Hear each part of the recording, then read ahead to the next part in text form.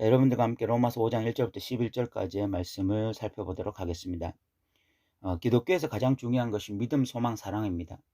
이 세 가지는 항상 있을 것이고 주님 다시 오실 때까지 공존할 것인데, 이 세 가지는 서로 항상 있으면서 서로 상호작용하는 것이 바로 믿음, 소망, 사랑입니다. 믿음은 있지만 소망과 사랑은 없다. 사랑은 있지만 믿음과 소망이 없다. 소망은 있지만 믿음과 사랑이 없다. 이런 것은 있을 수가 없는 것입니다. 성경이 그것을 용인하지 않아요. 그런데 오늘날 한국교회 안에 보면 믿음이 있다고 하는데 소망도 없고 사랑도 없는 이런 모습들이 나타나고 있습니다. 왜 그럴까를 우리가 한번 생각해 봐야 됩니다. 도대체 무엇이 문제였기 때문에 오늘날 한국교회 성도들이 믿는다고 하지만 하나님을 사랑하지 못하고 이웃을 사랑하지 못하고 하나님에 대한 소망 없이 정말 이 다시 올 예수님의 어떤 나라 이런 것에 대한 소망 없이 살아가고 있을까? 우리가 한번 그것들을 곰곰하게 한번 생각해 봐야 되는데, 가장 중요한 이유 중에 하나가 바로 이 신학적 왜곡이 아닐까, 그런 생각이 듭니다. 특별히 이신칭의에 대한 잘못된 오해, 그 믿음으로 말미암아 의롭다함을 받는다, 이것에 대해서는 확실하게 믿는다라고 스스로 생각하고 있는데, 그 믿어서 의롭다함을 받기 때문에 이제 모든 것이 끝났다라고 생각하는 거야. 이제 구원의 문제가 따놓은 당상이다. 그러면서 어떤 다른 신앙적인 행보가 전혀 나타나지 않는 것입니다. 하나님을 사랑하지도 않고 하나님을 소망하지도 않는 이런 어떤 모순적인 신앙생활이 나타나게 된 거죠. 그러나 이런 신앙의 형태는 실질적으로 성경이 말하는 이신칭의가 아니라 구원파적인 이신칭의입니다. 구원파가 말하는 구원론과 전혀 어떤 다르지가 않아요. 그래서 우리가 로마서 5장 말씀이, 이 5장부터 8장은 진짜 구원받은 자들이 어떻게 살아가는지에 대한 이야기거든요. 우리가 이 1장부터 3장까지 그 전반부에서 어떻게 온 인류가 타락했는지 그 이야기를 하면서 이 3장 24절에서 이신칭이라는 말이 처음 등장하고, 그래서 이제 우리가 믿음으로 의롭다함을 받는다, 그 선언을 했습니다. 그래서 이신칭의가 거기에서 나왔는데, 그 이신칭의를 받은 자들이 어떻게 살아가는지에 대한 이야기가 5장부터 8장까지거든요. 이 이야기가 결여되어 있으면 이것은 구원파적 구원과 동일한 것입니다. 그래서 우리가 이 5장부터 8장까지를 통해서 정말 믿는 자들이 누구인지를 좀 살펴봐야 돼요. 믿음이 무엇인지에 대한 정의가 분명해야 되고, 믿는 자들이 살아가는 방식에 대해서도 우리가 좀 이번 기회를 통해서 무엇인지를 좀 확인할 수 있는 시간이 되었으면 좋겠습니다. 그런 측면에 있어서 이 5장 1절 말씀이 차지하는 위치가 또 굉장히 중요합니다. 5장 1절에 보면, 그러므로 우리가 믿음으로 의롭다 하심을 받았으니 우리 주 예수 그리스도로 말미암아 하나님과 화평을 누리자, 이렇게 이야기를 하고 있습니다. 우리가 믿음으로 말미암아 의롭다함을 받았다, 이것이 이신칭입니다. 이게 굉장히 법정적인 용어죠. 그러니까 하나님의 법정에서 우리가 죄인이었지만 의롭다함을 받았다, 이 이야기죠. 법정적인 칭이라고 말을 해요. 그런데 이 부분만을 지금까지 한국교회에서 강조해 왔습니다. 우리가 존재론적으로는 죄인이지만 그러나 하나님의 법정에서 의롭다함을 받았기 때문에 의인이다. 그러니까 존재론적으로 죄인이라는 것은 여전히 내가 죄된 인간이다, 이것이 강조가 많이 되었어요. 그러다 보니까 성도들이 예수 믿지만 죄 짓는 것이 당연해지는 것입니다. 존재론적으로는 여전히 죄인이기 때문에 여전히 죄를 지으면서 살아갈 수밖에 없다.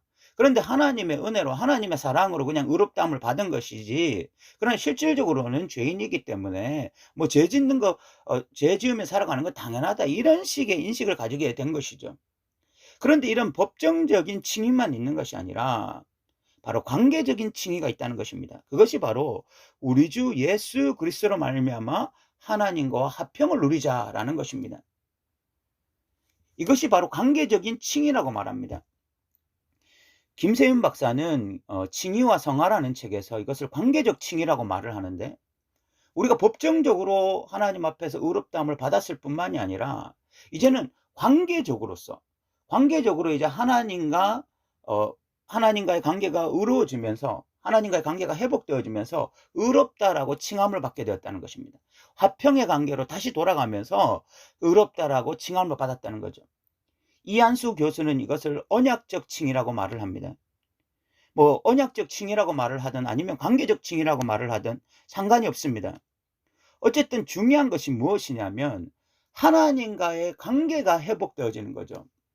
그 언약적 칭이라는 것은, 그 언약이라고 하는 것이 무엇인가 하면 하나님은 하나님으로서 사람들에게 신실하게 되는 것, 그래서 사람들을 돌보고 구원하고 이런 것이 하나님의 역할이라면, 그 사람들이 하나님께 해야 되는 것은 창조주 하나님을 인정하고 다시 그분을 왕으로서 섬기는 것을 의미하는 것입니다. 이것이 그 언약적 신실성이라고 말을 하는 거예요. 그것이 바로 언약적으로 의롭게 되는 길인 것입니다. 그러니까 하나님 앞에서 이 법정적으로 죄인으로서 의롭다함을 받았을 뿐만이 아니라 이제는 관계적으로 새로운 변화들이 일어나게 되었다는 거죠. 그게 무엇인가 하면 하나님과 화평을 누리는 관계. 이것이 바로 이 관계적 칭의인 것입니다. 그런데 이 부분에 대해서 한국교회가 강조를 못한 거예요. 그냥 우리가 죄인이었는데 하나님의 법정에서 의롭다함을 받았다, 이 이야기만 주구장창 해왔지, 이제 관계적으로 하나님과 화평을 누리는 관계, 그래서 의롭다함을 받는 관계라는 것에 대해서는 전혀 언급하지 않은 것입니다. 그러다 보니까 구원파적 어떤 이 칭의가 한국교회 안에 쓴뿌리처럼 이렇게 퍼져나가게 된 것입니다. 그래서 실질적으로 한국교회 안에 지금 무슨 현상이 일어나고 있냐면, 하나님을 믿지만 하나님과 친하지 않은 수많은 기독교인들을 양성해낸 것입니다. 굉장히 이상하지 않습니까? 하나님을 믿는다라고 말을 합니다. 교회에서 봉사도 합니다. 주일날마다 꼬박꼬박 가서 예배도 드립니다. 그런데 하나님과 친하지 않아요. 믿는다라고 말을 하는데 이웃집 아저씨보다 하나님과의 관계가 더 불편한 그런 그리스도인들을 수도 없이 양성해낸 거예요. 2절에 보면 또한 그로 말미암아 우리가 믿음으로 서 있는 이 은혜에 들어감을 얻었으며 하나님의 영광을 바라고 즐거워하느니라. 칭의가 준 혜택이 뭐냐? 이제는 하나님, 이 우리가 믿는 대상이신 하나님을 바라보면서 그 하나님의 존재를 바라보면서 즐거워하게 되었다는 것입니다. 이것이 진짜 칭의가 주는 혜택이거든요. 하나님의 영광을 보게 되어지고 하나님의 존재를 보니까 세상에 이 하나님보다 더 귀한 분이 없는 것입니다. 그래서 입술에 진짜 고백이 뭐냐면 주 예수보다 더 귀한 것은 없네, 이 찬양 고백이 진짜 나오는 거죠. 뭐 세상에 어떤 것을 봐도 하나님의 영광과 비교할 수 없어요. 하나님이라고 하는 존재와 비교할 수 없는 것입니다. 그래서 얼마나 즐겁고 행복한지, 하나님이 계신 것만으로도 즐거운 것입니다. 하나님을 만날 수 있는 것만으로도 즐거운 것입니다. 그래서 정말 찬양의 고백처럼 나 무엇과도 주님을 바꾸지 않으리, 다른 어떤 은혜 구하지 않으리, 다른 것 내게 주어지지 않아도 주님이 계셔서 만족합니다, 내가 믿는 그 주님으로 인하여 기뻐합니다, 이 고백이 진짜 나오는 거예요. 이게 사랑 아니겠습니까? 그 대상만으로 만족하는 것, 그 대상으로 즐거워하는 것, 이게 사랑 아니겠어요? 그러니까 지금 1절과 2절이 믿음과 사랑에 대해서 이야기하는 것입니다. 우리가 진짜 그 대상을 믿는다라고 할 때에 그 믿음이 우리에게 가져다 주는 게 뭡니까? 그 대상에 대한 사랑이죠. 믿을 때에 정말 그 대상을 사랑하게 되어져요. 왜냐하면 그 믿을 때에 그 대상에 대한 바른 그 이해가 생기기 때문에, 그 하나님에 대한 바른 이해가 생기면 그 하나님의 영광으로 인해서 그분을 즐거워하고 그분을 사랑할 수밖에 없게 되는 것입니다. 그러니까 믿는 자들은 하나님을 사랑하게 되어 있어요. 이건 같이 가는 거예요. 같이 갈 수밖에 없습니다. 사랑하는 성도 여러분, 이런 측면에서 오늘날을 한번 생각해 보십시오. 믿는데 하나님을 즐거워하지 않는 자들이 얼마나 많이 있습니까? 그래서 믿어서 내가 구원받는다, 이런 확신, 자기 확신은 있을지 모르지만 하나님이 즐겁지 않은 사람이 얼마나 많이 있습니까? 세상이 즐거운 사람들이 얼마나 많이 있습니까? 세상의 어떤 대상들을 즐거워하면서 그것에 빠져서 살아가는 기독교인들이 얼마나 많이 있습니까? 얼마나 비성경적입니까? 우리가 로마서 말씀을 통해서 믿음과 사랑은 같이 가는 것이다. 진짜 하나님을 믿게 될 때 우리는 하나님의 영광을 보게 된다. 하나님의 영광을 보게 된 자들은 하나님을 사랑하게 되어진다. 하나님을 즐거워하게 되어진다. 우리가 이것을 다시 생각해 봤으면 좋겠습니다. 또 하나 중요한 단어가 나옵니다. 그것이 바로 소망이라는 단어입니다. 3절과 4절에 보면 다만 이뿐 아니라 우리가 환난 중에도 즐거워하나니 이는 환난은 인내를, 인내는 연단을, 연단은 소망을 이루는 줄 알미로다. 이렇게 이야기하고 있습니다. 기독교인들에게 반드시 필요한 것이 환난입니다. 오늘날 현대 기독교인들은 환난이 일어나면 어쩔 줄 몰라 하고 조금만 고난이 생기면은 낙심하고 절망하는 것이 너무 어떤 쉬운 일인데, 실질적으로 환난이라는 것이 없으면 무엇이 없느냐면 소망이 생기지 않는다는 거죠. 기독교인들이 반드시 가져야 될 세 가지가 믿음, 소망, 사랑이거든요. 그런데 이 소망이라는 것이 어떻게 생겼느냐? 환난으로부터 시작된다는 것입니다. 고난으로부터 시작된다는 것입니다. 진짜 고난의 과정을 통과한 자, 그 하나님의 고난 학교에 들어가서 이 고난의 과정을 수료한 자가 받는 최고의 상이 뭐냐? 소망이라는 거야. 그래서 소망이라는 건 그냥 생기지가 않습니다. 반드시 훈련 과정을 거쳐야만 소망이라는 것이 생겨요. 그런데 첫 번째 코스가 뭐냐면 고난이라는 거죠. 그러면 고난을 통해서 무엇이 생기느냐? 고난이라고 하는 훈련 학교에 들어가면 고난 중에 인내라고 하는 열매가 생기더라는 거예요. 고난 중에서 그리스도인들이 가질 수 있는 열매가 뭐냐면 인내예요, 인내. 그 고난의 과정 가운데 하나님 신실하시다, 하나님 선하시다, 하나님 성실하시다, 그 믿음을 가지고 인내로서 분명히 여기에는 내가 알지 못하는 하나님의 뜻이 있다, 하나님의 섭리가 있다, 그것을 믿으면서 이 고난을 인내로서 견뎌내는 거죠. 그렇게 인내로서 견뎌내는 시간을 연단이라고 말을 합니다. 그렇게 연단받는 거예요. 그러면서 나의 자아가 깎입니다. 나의 가치관이 무너집니다. 그리고 나의 어떤 교만함과 나의 잘못된 행동들이 깎여 나가기 시작합니다. 그런 연단의 과정을 겪다 보니까 이제는 어느 순간에 하나님을 소망하고 있는 거죠. 하나님을 바라보고 있는 것입니다. 그래서 소망이라고 하는 귀한 열매를 맺게 되는 것입니다. 그래서 믿음, 소망, 사랑은 함께 가는 것입니다. 믿을 때에 대상이신 하나님을 진짜 사랑하게 되어집니다. 하나님을 사랑하면서 나아갈 때에 반드시 우리의 필수 코스가 이 환난을 경험하는 것입니다. 하나님을 믿게 되었기 때문에. 하나님을 믿지 않았으면 오히려 환난이라는 게 없습니다. 고난이라는 게 없습니다. 예수를 믿지 않았으면 오히려 세상적으로 더 잘 나가고 순탄한 삶을 살았을지도 모릅니다. 그런데 예수를 믿게 됨으로써 겪는 고난이 있습니다. 그런데 그 고난의 과정을 인내로서 견뎌냅니다. 그것이 연단의 과정입니다. 그러면서 생겨나는 것이 소망입니다. 그래서 믿음과 사랑과 소망이 같이 갑니다.